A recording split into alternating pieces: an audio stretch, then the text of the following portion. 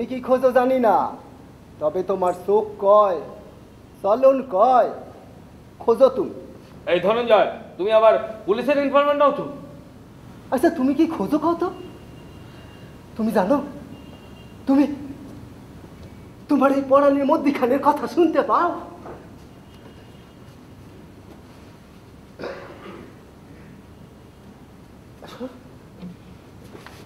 দেখো দেখো না, এই পুঁথিখান পড়ন পাও কি না?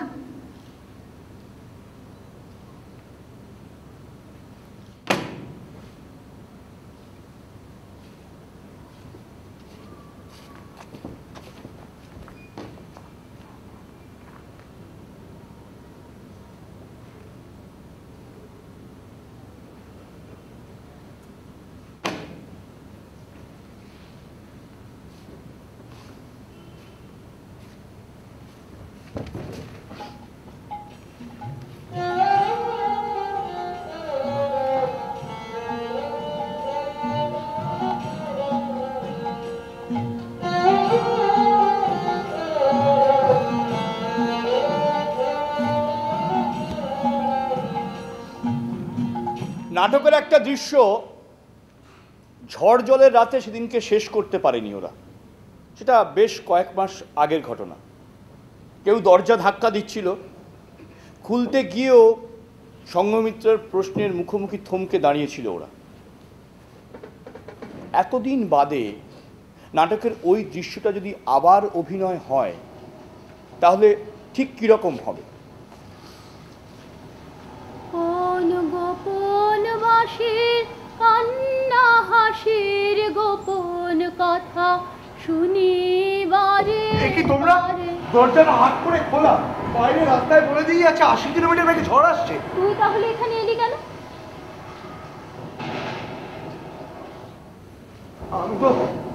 আমি তো দরজা জানালাগুলো ঠিক মতো দেওয়া আছে কিনা দেখতে এলাম। যা, ভ্রমর যেথা হয় বিভাগে নিভৃত নীলপদ্ম লাগে রে, কোন রাতের পাখি গায়ে কাকি সঙ্গী বিহীন অন্ধকারে বারে বারে। এখন আবার কে এলো? দাঁড়া, ধর দরজা খুলেই দেখা গেল সুধাপুর থেকে কানাইবাবু এসছেন। দরজা খুললেই বলে উঠবেন, গতবার আয়লার পর আপনারা গিয়েছিলেন, বলেছিলেন সঙ্গে থাকবেন, আর যাওয়া হয়নি। লায়লা আসছে, এবারও আমরা একলা ঠেকাতে পারবো না, যাবেন আমাদের গ্রামে, অনেক নুন আসছে, নদী বাদ এবারও ভাঙো ভাঙো, যাবেন, আমরা যেতে পারবো তো? এই ঝড় মাথায় করে।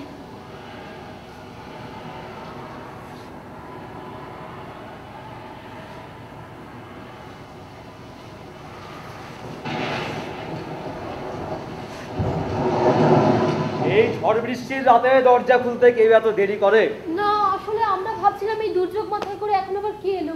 ভাবতে ভাবতে সময় বইয়ে দিলে হবে? দরজায় জোরে ধাক্কা পড়লে সে দরজা তো খুলতেই হবে, শুধু শুধু ভেবে সময় নষ্ট। মাঝখান থেকে আমি খানিকটা বেশি ভিজে গেলাম। আর আমি না, এই এই চিঠিটা যে ভিজে নষ্ট হয়ে যাচ্ছে। আপনি ঝড় জলের রাতে চিঠি বিলি করতে বেরিয়েছেন? আমাদের কাজটাই যে এরকম, রোদ নেই, বৃষ্টি নেই, গরিব নেই, বড়লোক নেই, সকলের ঘরে ঘরে চিঠি বিলি করে বেড়ানো। সে ভারী জবর কাজ। তার উপর আবার শুনলাম লায়লা আসছে, ব্যাস সব লন্ডভন্ড হয়ে যাবে। তখন তো আর ঠিকানায় ঠিকানায় পৌঁছাতে পারবো না। তাই ভাবলাম যতটা সম্ভব আগে ভাগে পৌঁছে দিই। বলা তো যায় না, কারুর কোনো জরুরি খবর হয়তো আমার ব্যাগেই বন্দি। জরুরি খবর? আরে জরুরি খবর আজকাল তো চিঠিতে লেগে নাকি? চলি। এ তো নাম ঠিকানা কিছু পড়া যাচ্ছে না, স্ট্যাম্পটাও ঝাপসা। খুলে দেখ না। দেখবো যদি আমাদের না হয়। না রে, উনি যখন এই অবস্থার মধ্যে পৌঁছে দিলে নিশ্চয়ই শিওর ছিলেন। বলছি তাহলে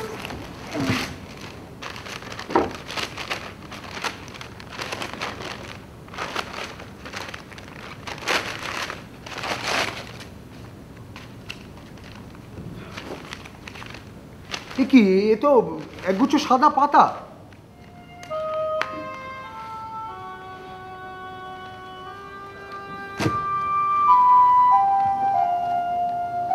সুররিয়ালিজমের চূড়ান্ত। তুমুল ঝড় বৃষ্টির রাতে অনির্দিষ্ট প্রেরক সুদীপ্তকে একগুচ্ছ সাদা পাতা পাঠিয়েছে রহস্যময় ডাকাত করার হাতে। চুপ করে অবিশ্বাসী কথা কেউ না। আমাকে নয়, আমাদের, এটা দলের ঘরে এসেছে। মিতালি, ওই গাছটা থেকে ফুল পেড়ে দিতে বলেছিল, অনেক উঁচু তো তাই পারিনি। আজ দেখি ঝড়ে ডালটা ভেঙে পড়ে গেছে। এই না, সাজিয়ে রাখো।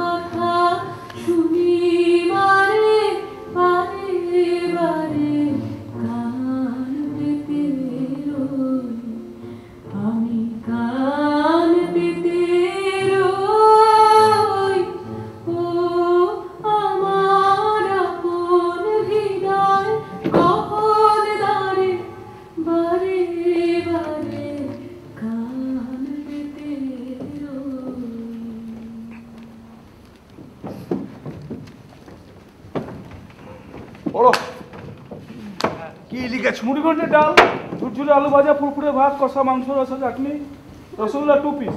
ফিনিশ। এটা কি? মেনু চাট। আইসক্রিম খাবো? এই তোর না গলা ব্যথা, আইসক্রিম খাওয়া বারণ? সে তো চেঁচিয়ে কথা বলা আবার। রিহার্সালে একটু আসতে বললেই তো সবাই হামলে পড়ো। অত মিনমিন করে বললে কে শুনবে? ওই শেষ হয়ে দর্শককেও শোনাতে হবে। আমি ওসব জানি না, আমি আইসক্রিম খাবো ব্যাস। হ্যাঁ, খাবি, আইসক্রিম হবে। কি হয়েছে? আমার একটা শর্ত আছে। এই চাকরি পেয়েছো, খাওয়াবে, তার আবার শর্ত কি? হ্যাঁ, আরে রোজ এক একজন করে আমার সাথে আমার স্কুল অবধি যেতে হবে। কি বলে কি রে? 6 কিলোমিটার হেঁটে যাবো। এ শোনো, হ্যাঁ, কি হয়েছে? আমি না ওই রিচ খাই না, হ্যাঁ, হ্যাঁ? শুধু ওই খাই। এসবে আমি এই তোমার যাওয়ার কোনো ব্যবস্থা হলো না? ভ্যান ট্যান কিছু? না রে, কোনো ভ্যানই যেতে রাজি হচ্ছে না, রাস্তা নেই তো। এই ছোট্ট ছোট্ট পায়ে চলতে চলতে। আচ্ছা বলছে, তাহলে তুমি কি করবে বলো তো? রোজ এতটা পথ হেঁটে পারবে? পারতেই হবে। কিন্তু প্রাইমারি স্কুলের টিচারদের পোস্টিং তো এত দূরে হয় না। মানে আমার চেনা জানা যারা পেয়েছে তাদের সকলের কাছাকাছি কোথাও না কোথাও হয়েছে। সাধারণত হয় না, অসাধারণ ক্ষেত্রে সবই হয়, হওয়ানো হয়। মানে পছন্দ না হলে আমরা যে কোনো বিষয়ে কথা বলবো। কোথায় লোক মরলো, কোথায় কাকে অ্যারেস্ট করা হলো, কোথায় কার বাড়ি পুড়িয়ে দেওয়া হলো, অথচ আমাদের নাকি ব্যানার নেই। স্বয়ংক্রিয় হবে। এই ব্যানার আছে, পুরোনোটা খারাপ হয়ে যাওয়ার পর নতুন বানিয়ে এনেছিস না, করে ঝক না না না না না, ওই ব্যানারে হবে না। ঠিকঠাক ব্যানারের তলায় থাকতে পারলে জীবনের সব পোস্টিংই ঠিকঠাক হবে। তুমি কি বলতে চাইছো যে যাদের কাছাকাছি পোস্টিং হয়েছে তারা সবাই কোনো না কোনো ব্যানারের লোক? কখনোই না। না, কখনো না। কিন্তু তাদের কিছু বলারও নেই। তারা সবাই ফুটপাতে হাঁটে। রাস্তায় হাঁটতে হলে তোমাকে মিছিলেই হাঁটতে হবে, একা হাঁটা যাবে না, পুলিশে ধরবেই। ও মিত্রদি, বলতে ভুলে গেছি, কি রে? কাটকেটে নিয়ে আসার সময় পুলিশ ভ্যান আটকা ছিল। তারপর 50 টাকা ঘুষ নিয়ে গেছে। আকবরটা আমাদের রেডিওতে বলে গেল কথা, আকবর থেকে ডাকো না। আবার আকবর দাকে কেন ডাকছিস? এলেই তো খাটাবে। আরে কি হলো, তোদের ওয়ার্ক করতে বলে গেলে? 5 মিনিট একটু আসছি। হ্যাঁ ভাই তাড়াতাড়ি। এই গোলটা এই মিত্রাদি, শোনো না। আরে শোনো না, বলছি যে পলাশকে বলবো ওই কাছাকাছি কোথাও যদি ট্রান্সফারের ব্যবস্থা করতে পারে। প্রাইমারি টিচারদের তো ট্রান্সফার হয়। পলাশ, হ্যাঁ, কাউন্সিল গুলো তো এখন ওদেরই। তাছাড়া পড়না তো বল কিছু বলেন। সার্কেলের সবচেয়ে রিমোট স্কুলটা একটা মেয়ের পোস্টিং কিন্তু বাই চান্স হয়। তোমার ট্রান্সফারটা নর্মাল অ্যাপ্লিকেশন হবে না। এই প্রোডাকশন রেন্টের অ্যাপ্লিকেশনটা করেছিস? হ্যাঁ, ডিউ ডেটের আগেই জমা পড়ে গেছে। সুরেশ তো এক কপি জেরক্স দিয়েছিলেন না? দিয়ে দেবো। না না না, তুমি এই বিষয়টা দলের সঙ্গে গুলিয়ে ফেলছো কেন? রোজ কারোর পক্ষে 6 কিলোমিটার করে হাঁটা সম্ভব? সুদীপ্ত, দেখ, গ্র্যান্ট না পেলে প্রোডাকশনের ইনিশিয়াল ওই লাখখানেক টাকা জোগাড় করাটা প্রায় অ্যাপারেন্টলি অসম্ভব। কিন্তু দেখ, আমরা রোজ ঘরে বসে এক রকম ভাববো, আবার দলে এসে অন্যরকম। সেটা কখনো হয় বল? আমরা তো সত্যি মাঝ রাস্তা দিয়ে হাঁটবো বলে ঠিক করেছি। একা হাঁটা যায় না, পিছনে গাড়ির একটু জোরালো হর্ন শুনলে আমরা ফুটপাথে ছায়ায় উঠে পড়ি। দেখি না পারা যায় কিনা। আমরা সেদিন পড়ছিলাম না, তুমি ভুল করছো, বইয়ের কথায় জীবন চলে না। আচ্ছা বাদ দে বাবা, আমার একটা অন্য সমস্যার সমাধান করতে দেখি। কি? দাঁড়া, এটা শম্ভুকে ডাক। এই শম্ভু, এই আকবর, একটু শম্ভুকে ছাড়বি। হ্যাঁ এই শোন, যাও মিতুল যাচ্ছে। শম্ভু, গ্যাপটা দেখ আমি তো রোজ সকালবেলা উঠে স্কুলে চলে যাচ্ছি, ফিরে আমাকে দলের ঘরে চলে আসতে হচ্ছে। মা একদম একা পেরে উঠছে না রে, বাড়িতে সবসময় থাকার জন্য একটা বাচ্চা টাচ্চা জোগাড় করে দিতে পারি। আমাদের ওখানে তো কেউ নেই দেখো না। হ্যাঁ শম্ভু, পারবি তুই? না 1833 টাকা রিসিট আছে। পারবি? 1833 আর 50 83, না 117 টাকা ফেরত। তুই শুনতে পাসনি? বাবা রাখো, তোমার কি আছে? আমার জানাশোনা কেউ নেই, আর থাকলেও দেব না।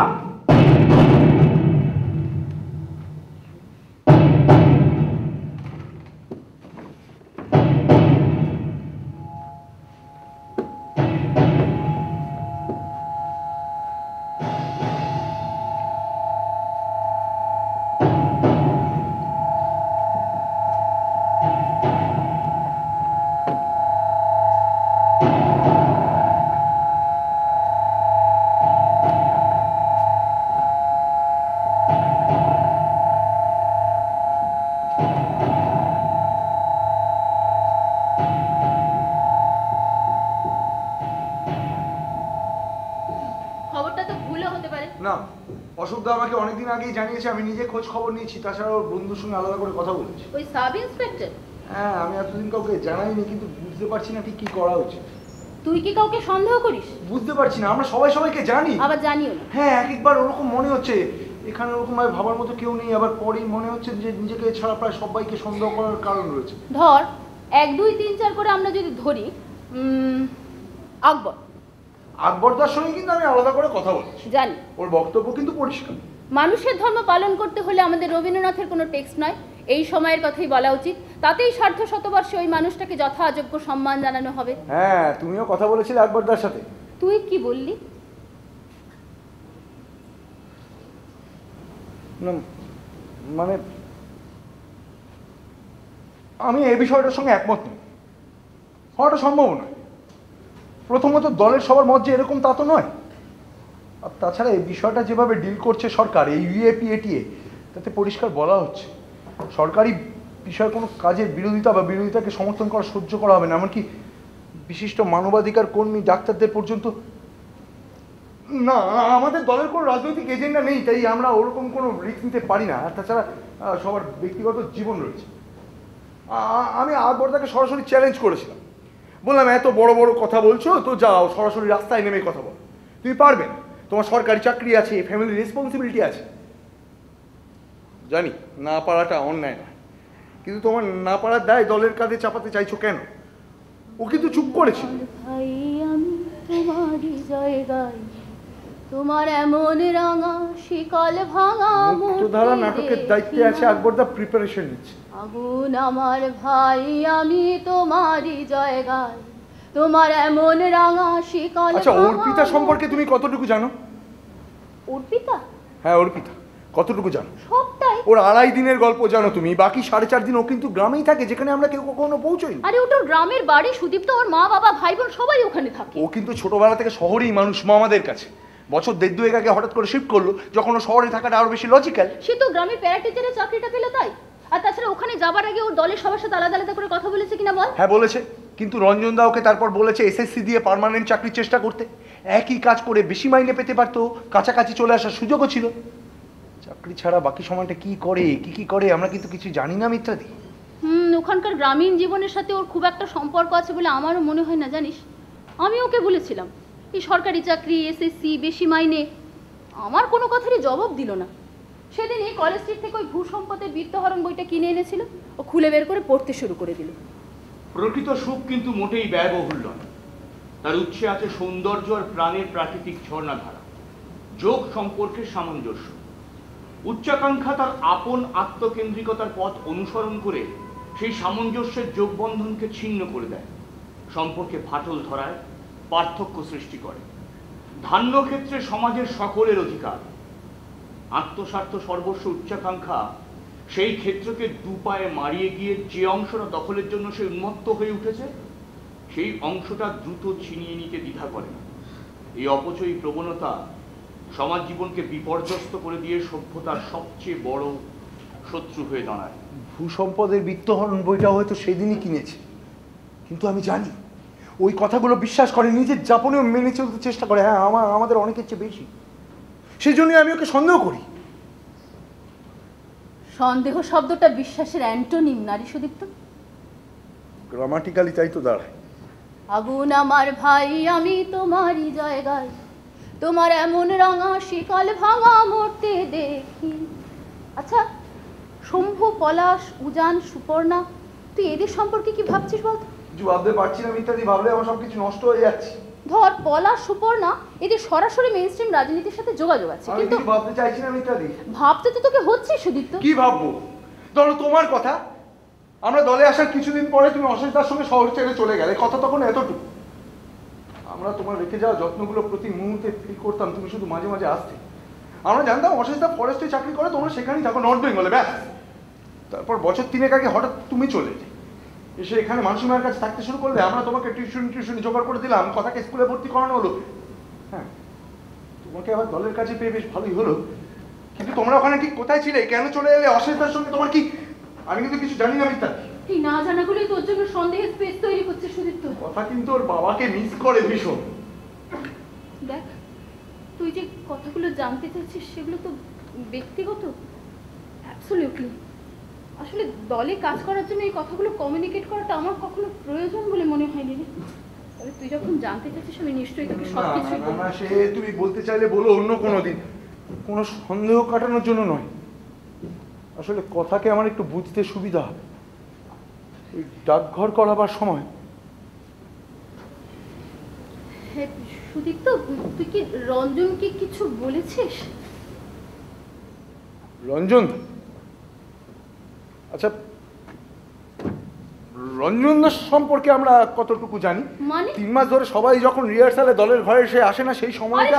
এরকম কিন্তু কথা ছিল সুদীপ্ত, যে পড়াগুলোতে ও থাকবে, নাটকের রিহার্সালগুলো আমরাই চালিয়ে নেব। রঞ্জনদার একটা রাজনৈতিক, রঞ্জন কিন্তু দলের সবার সঙ্গে আলাদা আলাদা করে কথা বলেছে। রঞ্জনদার একটা রাজনৈতিক অতীত আছে। ও সেটা থেকে সরে এসেছে। কতটা কোথায় আছে এখন আমরা কিন্তু কিছু জানি না মিত্রাদি। কিচ্ছু জানি না কি? মানুষের ধর্ম পড়তে পড়তে আমি কিন্তু তথ্যের কথা বলছি মিত্রাদি। তুই বারবার তথ্যের সঙ্গে একটা সম্পূর্ণ মানুষকে গলিয়ে ফেলছিস সুদীপ্ত। কিন্তু তথ্যটা তো সেই মানুষটাকে জড়িয়ে, তার মধ্যে যদি কোনো অসম্পূর্ণতা থাকে, সন্দেহজনক ফাঁক থাকে, সেটা সেই মানুষটার উপরেই বর্তায়, স্বাভাবিক। সুদীপ্ত, হ্যাঁ সুদীপ্ত, অশোক এই কথাটা কাউকে বলেনি তো? মনে হয় না, আমি তোকে বারণ করেছিলাম। তুই ভাব, দলের সবাই আলাদা আলাদা করে কথাটা জানে। হ্যাঁ, তার মানে এই মুহূর্তে সবাই তোর আমার মতন করে একে অন্যকে সন্দেহ করছে।